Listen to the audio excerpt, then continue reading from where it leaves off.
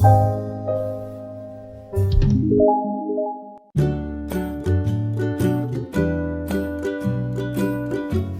Friends, this is Urvi Jariwala from Laprocare surgical hospital Surat.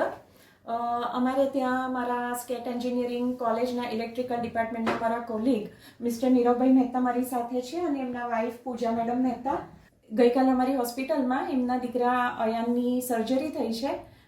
Niravbhai, તમે કશું કહેવા માગશો અમને?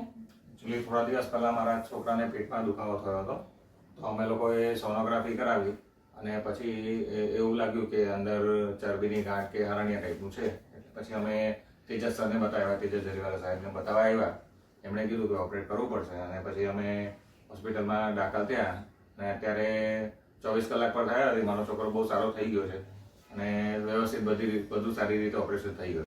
સર્જરી તો સક્સેસફુલ થઈ ગઈ અને બધું વ્યવસ્થિત થઈ ગયું. ઇવન એમની હોસ્પિટલનો સ્ટાફ બી બહુ સારો છે અને વારે વારે હેલ્પ માટે અને કંઈ બી જરૂરત હોય તો તરત જ પૂછવા આવે છે અને બહુ જ સરસ સ્ટાફ છે.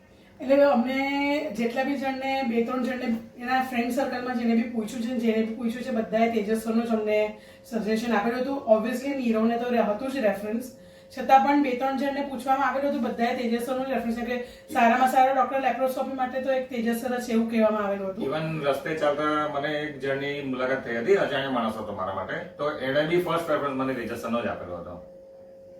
થેન્ક યુ વેરી મચ નીરવભાઈ, પૂજા મેડમ, કે તમે આટલા વિશ્વાસ સાથે અમારી હોસ્પિટલ આવ્યા અને મને ખુશી છે કે તમારો દીકરો આજે સંપૂર્ણ સ્વસ્થ છે અને તમે ઘરે જઈ રહ્યા છો. અયાન, મે યુ ગેટ વેલ સૂન બચ્ચા. પછી આપણે કોઈ દિવસ શાંતિથી મળીશું. થેન્ક યુ સો મચ નીરવભાઈ. Thank you madam.